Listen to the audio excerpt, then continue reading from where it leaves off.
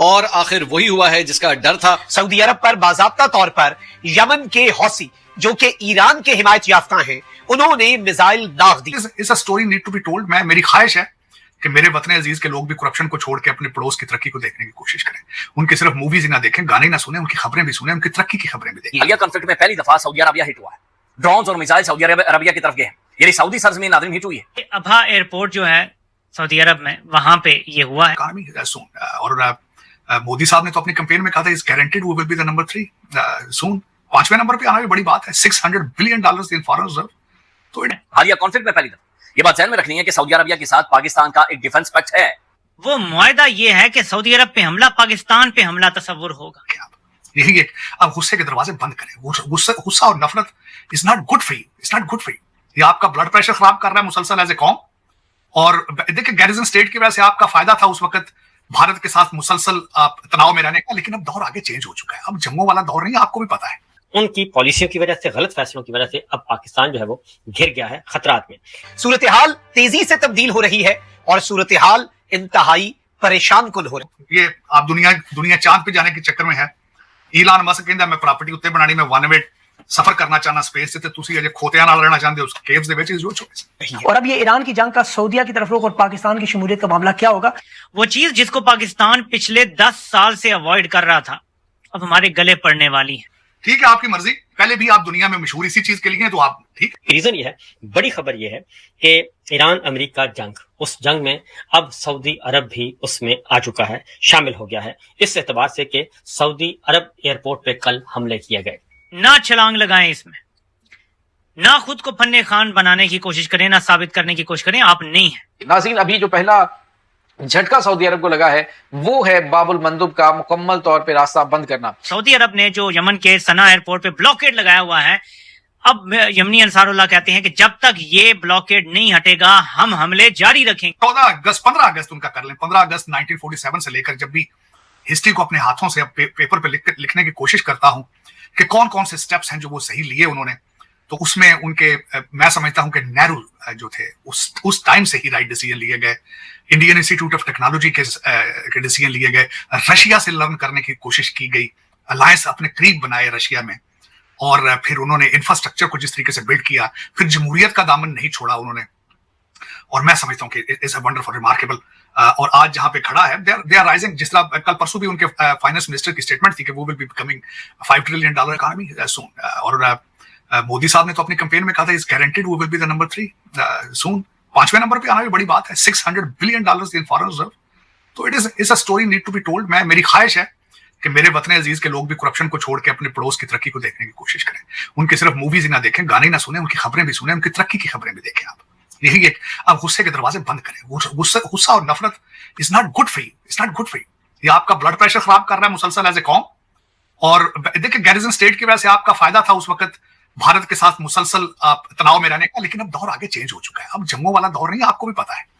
अब आगे जियो इकोनॉमिक्स का दौर है, जियो पोलिटिकल का दौर है इस वक्त। और इससे लर्न करने की कोशिश करें। आप लर्न कर नहीं रहे, अभी भी आप लर्निंग मोड में नहीं है। जो भी 4-5 आपके फ्रंट के ऊपर जो फ्रंट रनर चल रहे हैं, जिनको सो कॉल्ड हाइब्रिड सिस्टम का हिस्सा है, किसी के मुंह से मैंने ढंग की बात अभी तक नहीं सुनी तरक्की की। उन्होंने किसी के मुंह से तालीम, कंप्यूटर, आर्टिफिशियल इंटेलिजेंस, एक्सपोर्ट, ये अमन, दहशतगर्दी के खिलाफ मैंने किसी से ये बात नहीं सुनी। बल्कि मैं अगली जो हम बात डिस्कशन में जिस पे जाना चाहूंगा, कि जो आपने फरमाया है कि इस्माइल हानिया साहब ने कहा है, बुध वाले दिन उन्होंने जो टेलीफोनिक उस पर वीडियो कॉन्फ्रेंस के ऊपर, वीडियो लिंक के ऊपर उन्होंने जो खिताब फरमाया, मैं इसको कंडेम करूंगा। इस वजह से क्या पाकिस्तान मुतहम्मल हो सकता है इन चीजों के लिए कि आप वहां पे जलसा करके हमास के एक आदमी को बुलाकर उससे स्पीचें कराएं? आप क्या आप इसके फ्यूचर कॉन्सिक्वेंसेस के लिए are you ready for that? Can still the kind of financial crisis you are in, can you afford this kind of अल्ले तल्ले? आपको चलाने वाले इस्लामाबाद कैपिटल में खिताब कराया आपने। और वो सबसे बड़ी बात है, जिनके तलबे चाट रहे हैं उन्होंने बैन लिस्ट है, उनको वो बैन है Hamas as a terrorist organisation. Can you afford it? अच्छा चलें उससे आगे चलते हैं। क्यों कहा है उन्होंने कहा, मैं समझता हूं तो गलत, उन्हें पता ही नहीं चला उस समय से मैं अफगानिस्तान में ये स्पीच दे रहा हूं, उन्हें गलती लग गई। 2 लफ्ज उन्होंने इस्तेमाल किया, उन्होंने कहा बहादुर कौम पाकिस्तान। इसमें गलती थी, उन्हें नहीं ये पता कि हम बहादुर नहीं है, हम लड़ते नहीं, हम तो लेटने वाली कौम है, हम तो लेट जाते हैं। दूसरा उन्होंने कहा मुजाहिदीन की लैंड, ये भी गलती। वो समझ रहे थे अफगानिस्तान में कहीं जलसा हो रहा है, उन्हें पता ही नहीं था ये पाकिस्तान है भाईजान। और मेरा मशवरा ये है इस्माइल हानिया साहब, अगर बात यहां तक पहुंच गई है ਹੁਣ ਸੁਲਹ ਕਰ ਲਓ ਫਿਰ ਇਜ਼ਰਾਈਲ ਨਾਲ। ਅਸੀਂ TTP ਦੇ ਸਾਹਮਣੇ ਲੇਟੇ ਪਏ ਆ ਤੇ ਤੁਸੀਂ ਕਹਿੰਦੇ ਹੋ ਜਾ ਕੇ ਅਸੀਂ ਤੁਹਾਡੀ ਜੰਗ ਰੁਕਾਈ ਉੱਥੇ। और सानू चलास पे फैर मारते हैं, पठान खोते हैं अंदर बह के बॉर्डर क्रॉस करके साडे फौजियों को मार के पड़ा लंघ जाते हैं। कैसी बातें कर रहे हैं यार इस्माइल हानिया साहब?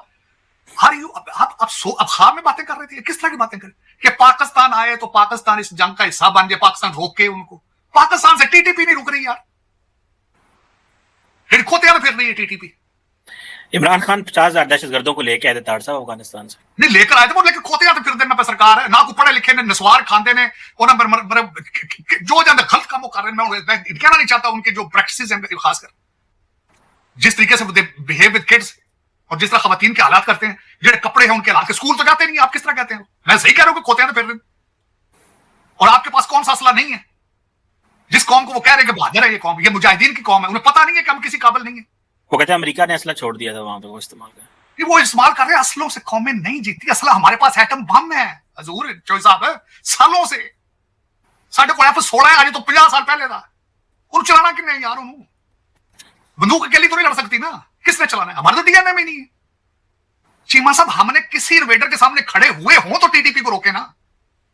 आप बता देना कि फलां इन्वेडर को हमने खड़े होकर आगे से याद ना आई किसी बात है। हानिया साहब पता नहीं हमारे से मजाक कर रहे हैं, ये क्या गलती, इनको गलती लग गई है, ये किस किस्म की ये बातें। और मैं हैरान हूं, आपके अदारे जो है हर इंसान की फोन कॉल रिकॉर्ड कर रहे हैं।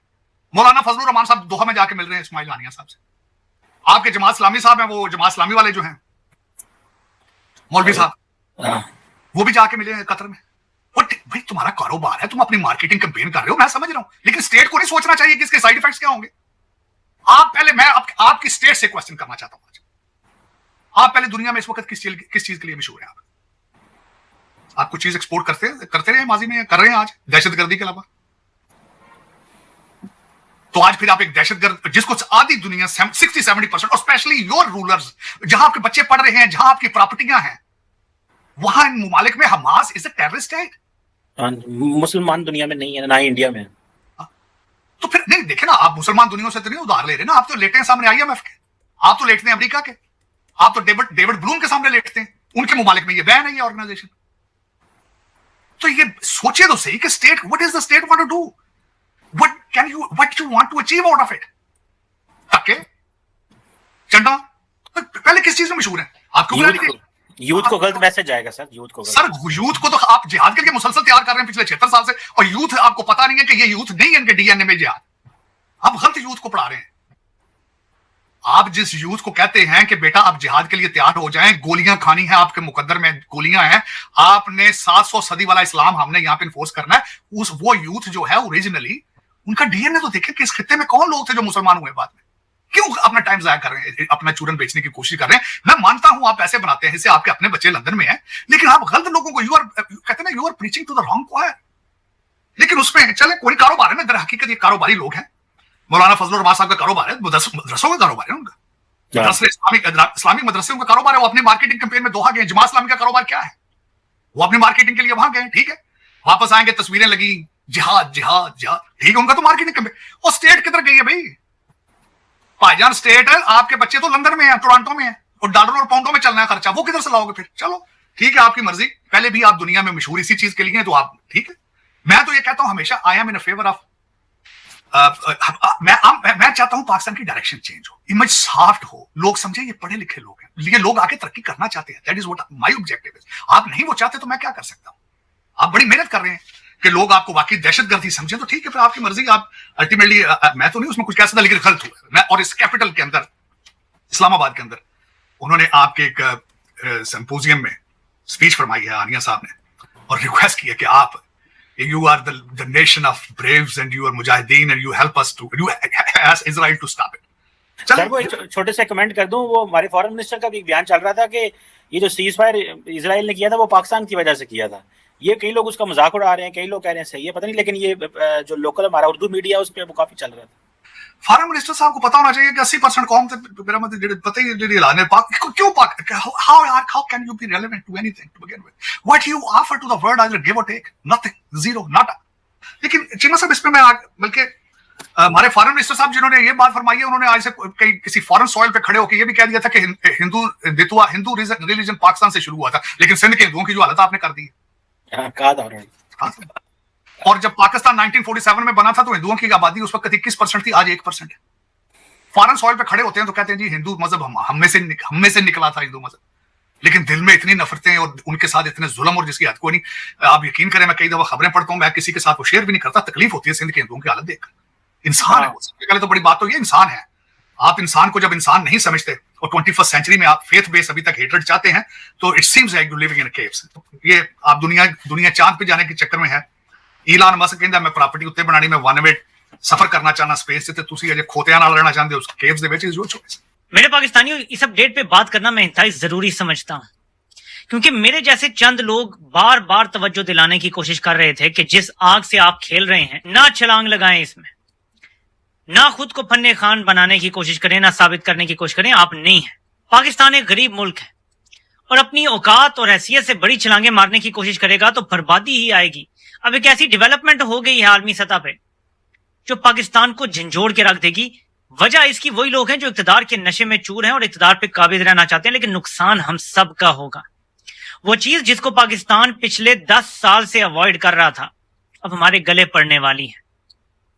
10 साल पहले भी पाकिस्तान को एक ऐसी जंग में शरीक करने की कोशिश की गई जिसका उससे कोई लेना देना नहीं था।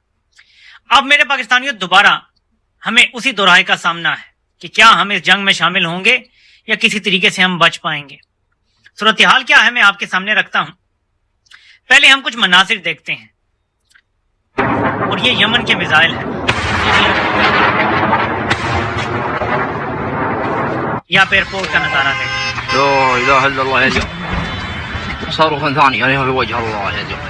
ये अबहा एयरपोर्ट जो है सऊदी अरब में, वहां पे ये हुआ है। और मैं आपके सामने अभी कुछ और वीडियोस रखता हूं ताकि आपको सूरत हाल का अंदाजा हो कि मामलात कितने गंभीर हो गए हैं। हर तरफ भागम भाग है। एक और क्लिप देखें।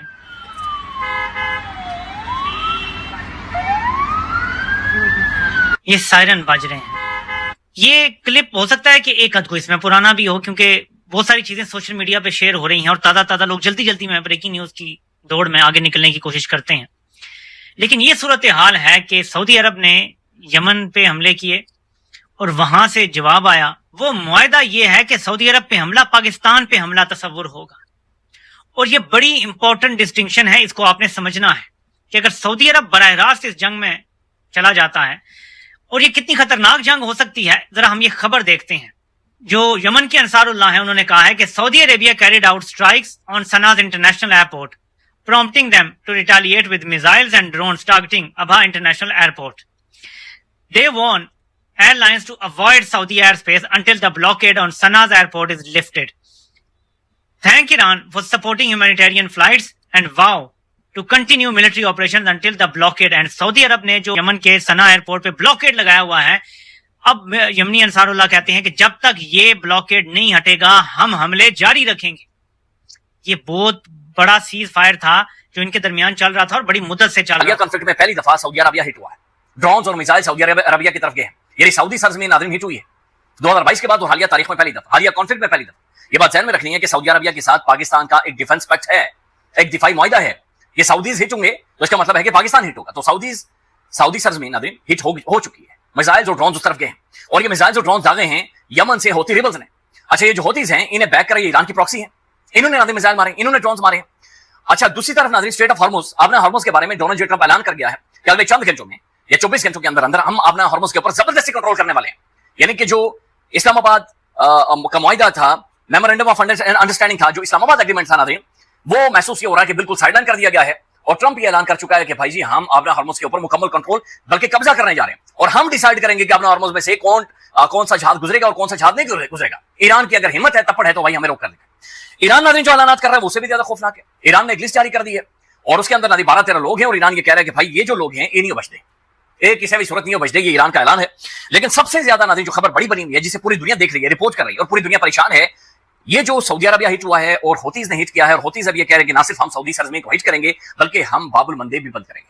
अब इसको वो सीक्वेंस में लेकर आते हैं कि हो क्या है। एक तरफ है नाज़रीन आपने हॉर्मुज, जहां पर दुनिया का 20-25% तेल और शिपिंग गुजरती है, जिसकी वजह से पाकिस्तान के अंदर 400-450 रुपए लीटर पेट्रोल हम सबने खरीदा है। यानी आलमी मंडी में जो ब्रेंट क्रूड ऑयल की प्राइस थी वो $100 पर बैरल तक नादिम पहुंच चुकी थी, और उसकी वजह से 400-450। ये अलग बात है कि इन्होंने जो टैक्सेस लगाए हैं, इन्होंने जो लेवी तकरीबन 2700 अरब रुपए पाकिस्तानी आवाम की जेबों से निकाले। हॉर्मुज़ ऑलरेडी बंद है, तो इसका मतलब यह है कि जो आलमी मंडी में तेल की कीमत $100 पर बैरल थी और हम 400-450 का खरीद रहे थे, वो $200 पर बैरल की हो जाएगी। यानी इसका मतलब यह है कि नादिम 800-900 हजार रुपए तक पेट्रोल की कीमत 1 लीटर। तो दोस्तों, जैसे कि आपने क्लिप में देखा कि भाई सऊदी अरेबिया पर हुआ है हमला। किसने किया है? हूथियों ने किया है हमला सऊदी अरब पर। और सऊदी अरब पर हमला होने का मतलब यह है कि पाकिस्तान पर हमला, क्योंकि पाकिस्तान ने एक डील करी थी सऊदी अरेबिया के साथ में। हमने देखा था कुछ महीनों पहले, कम से कम 7-8 महीने या 10 महीने हो चुके हैं उस बात को, ठीक है, या फिर 1 साल हो गया है। वो डील जब से हुई है, फिर पाकिस्तान मतलब कि सऊदी अरेबिया ने पाकिस्तान को बहुत सारा पैसा भी दिया, डॉलर्स भी दिए हैं कि भाई जब भी ज़रूरत पड़ेगी तो तुम्हें आना पड़ेगा, बोरिया बिस्तर उठाकर अपना, ठीक है भाई। तो अब जो नौबत ये आई है कि भाई साहब हूथियों ने हमला कर दिया है, क्या बोलते हैं, ड्रोन से और मिसाइल से सऊदी अरेबिया पर, ठीक है। मैं आपको पूरी खबर बताता हूँ, ठीक है। सऊदी अरब और हूथी विद्रोहियों के बीच लड़ाई पाकिस्तान के लिए टेंशन की वजह बन गई है।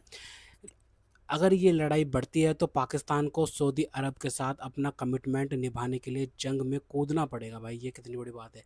लेकिन पाकिस्तान इस वक्त खुद अपने आसपास कई लड़ाइयों में व्यस्त है। जैसे हम जानते हैं बलूचिस्तान में क्या हालात हो रहे हैं भाई साहब। वहाँ तो बलूचिस्तान में तो ये बोल दिया कि हमने आज़ाद मुल्क घोषित कर दिया बलूचिस्तान को। ये भी खबरें आ रही हैं दोस्तों, ठीक है। पाकिस्तान और सऊदी अरब की दोस्ती का इम्तिहान एक बार फिर होने वाला है। पश्चिम एशिया में लड़ाई का एक और मोर्चा खुलता दिख रहा है। कई वर्षों से सीज़ फायर का पालन कर रहे सऊदी अरब और यमन विद्रोही फिर से एक दूसरे पर हमला करने लगे हैं। इससे पाकिस्तान की भूमिका पर फिर से ध्यान गया है, जिसने पिछले साल सऊदी अरब के साथ आपसी रक्षा समझौता किया था और तब से उस देश में अपनी सैन्य मौजूदगी बढ़ाई है। इससे कई अटकलें लगाई जा रही हैं कि क्या पाकिस्तान, जो पहले से ही बलूचिस्तान में विद्रोह और अफगानिस्तान सीमा पर तनाव से जूझ रहा है, हूथियों के खिलाफ लड़ाई में रियाद का साथ देगा। भाई साहब मेरे को इतना यकीन है कि भाई साहब पाकिस्तान पे अगर डॉलर फेंके जाए ना, तो ये भाई साहब ये कुछ भी करके ना भाई साहब पहुंच जाएंगे। ये नहीं सोचेंगे कि भाई साहब अमेरिका क्या बोलेगा, ईरान क्या करेगा, इसराइल क्या करेगा, इनको कोई फ़र्क नहीं पड़ता भाई उस चीज़ से। बस इनके पास डॉलर आने चाहिए भाई साहब। मैं बोल रहा हूँ भाई, ये डॉलरों के यार हैं इनके। भाई साहब अभी खबर आई है कि भाई साहब 30 बिलियन जो है ना, 30 बिलियन रुपीज़ जो है पाकिस्तानी रुपीज़, वो पाकिस्तान को लौटाना है सिर्फ बिजलियों की सब्सिडी का ही आने वाले 10 सालों में। तो भाई अभी सोच लो कि भाई साहब कितनी बड़ी मुसीबत है इनके पास में।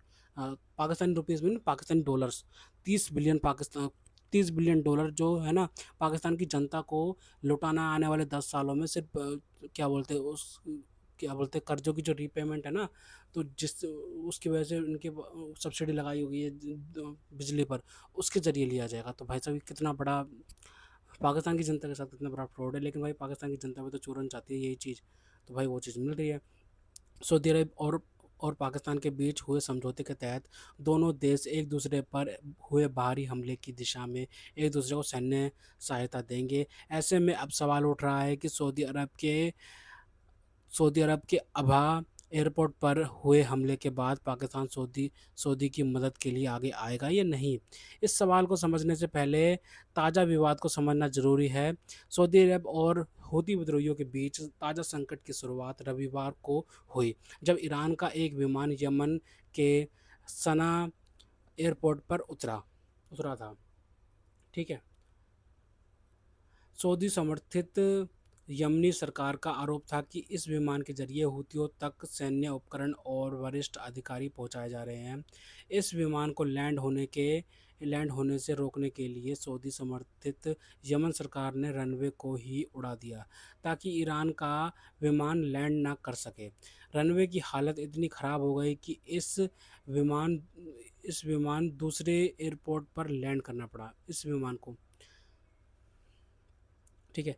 इसके लिए हूथियों ने सीधे सऊदी अरब को जिम्मेदार ठहराया। जवाब में हूथियों ने सऊदी अरब पर मिसाइलें हमले की धमकी दी और बाबल मंदेल, जबल मंडत, जल मंडरथम में बंद करने की चेतावनी दी। इससे 2022 से चली आ रही अनौपचारिक युद्ध विराम व्यवस्था लगभग टूट सी गई। इस पूरे घटनाक्रम की पुष्टि में ईरान अमेरिका तनाव, लाल सागर में जहाज़ों पर हूती हमले और सऊदी अरब सुरक्षा की चिंताएं भी हैं। तो भाई कितनी बड़ी बात है, ठीक है भाई साहब। असल में ये तनाव पिछले 10 सालों से बढ़ रहा है।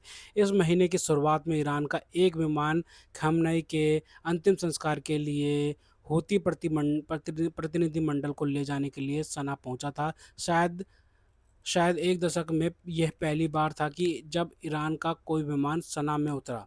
हूतियों का दावा है कि सऊदी लड़ाकू विमानों ने उस विमान को उतरने से रोकने की कोशिश की, लेकिन वह सफल नहीं हो पाए। ठीक है, पाकिस्तान सऊदी अरब से निभाएगा दोस्ती, क्या मतलब कि लगता है कि सऊदी अरब और हूती लड़ाकों की लड़ाई ने पुराने प्रश्न को फिर से जिंदा कर दिया है। क्या पाकिस्तान वादा निभाएगा? इस सवाल की शुरुआत में ईरान द्वारा सऊदी अरब के एनर्जी ठिकानों का निशाना बनाए जाने के बाद दोनों देशों के बीच इस समझौते को लेकर कई बैठकें हुई हैं।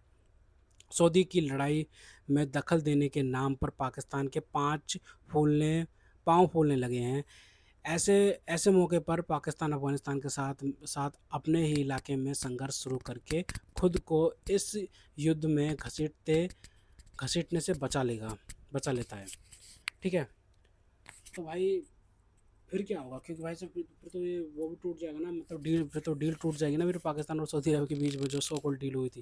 खैर है, इस खबर पे हम नज़र बनाए रखेंगे। तो दोस्तों, अगर आपको हमारी वीडियो पसंद आए तो कम से कम व्हाट्सएप पर जरूर शेयर कीजिएगा। साथ साथ चैनल को सब्सक्राइब करके हमारा मनोबल जरूर बढ़ाएगा, ताकि हम आपके लिए ऐसे ही मनोरंजन वीडियोज़ बनाते रहें। तो गैस, मिलते हैं आपसे अगली वीडियो में, तब तक के लिए जय हिंद।